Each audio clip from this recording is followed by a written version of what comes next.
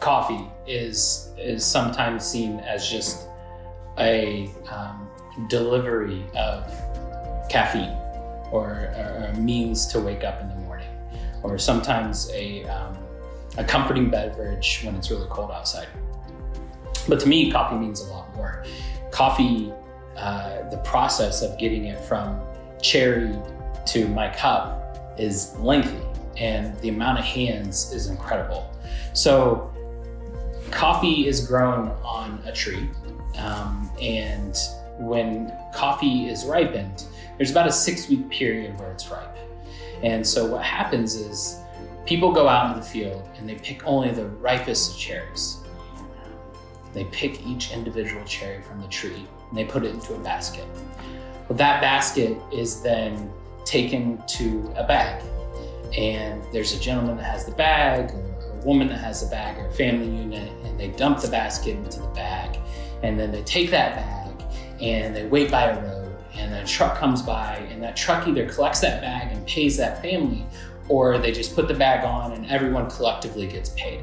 So that bag is lifted up and it's put into a truck, and then it's taken and is driven down the road into a processing plant or to another collector sometimes, where it's taken from a smaller truck to a bigger truck, and from a bigger truck to an even bigger truck. So there's people carrying these bags of cherries, and they take them finally to a processing plant, to where a person grabs the bag and they dump the bag into a vat of water, and that water gets, goes around the coffee cherry, and some of the coffee cherries float, some of them sink, and then they take it and it goes down a channel and it goes into a pulping machine where the cherry is kind of just pushed out the actual green beans of the coffee.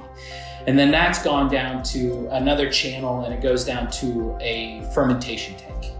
And there, for about 24 to 72 hours, there's people that go by and they put their hands in the fermentation tank, waiting for the fruit or the mucilage on the outside of the actual green bean to come off. So they're putting their hands in there and they wait, and then finally when the fruit starts to stick to their hand, it starts to come off of the actual green bean, they dump the water and they wash it by hand, and then they take it and they scoop it up and they put it into a bag, and then it's taken to a drying facility or to a drying bed. And so they put it out on the drying bed and they even it out and they rake it, and they rake it for many days, anywhere from 14 to 28 days this coffee's raked.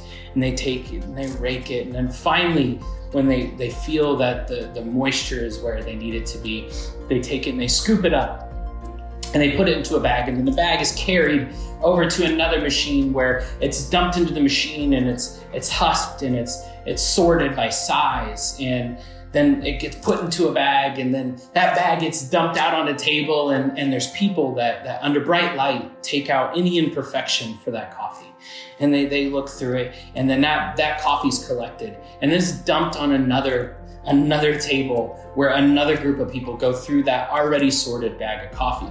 And then finally the bag is taken over to another place to where it's weighed and it's sealed and it's sewn. And then they take that bag and they put it on a conveyor. It goes up towards a truck, and then it's put on a truck, and then that coffee is taken to port.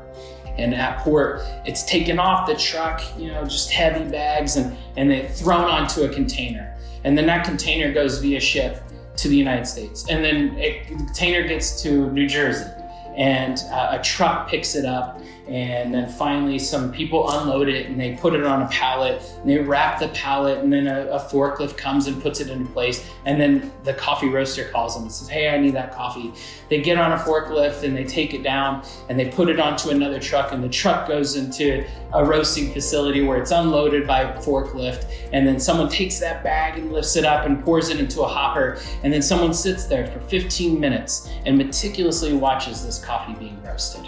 And then finally the coffee's ready, and you don't want to wait 1 second, you dump the coffee and it gets cooled, and then it gets put into a barrel, and then someone takes it by hand and puts it into a bag, and they weigh a bag, and then they seal that bag, and that bag's put into a bin.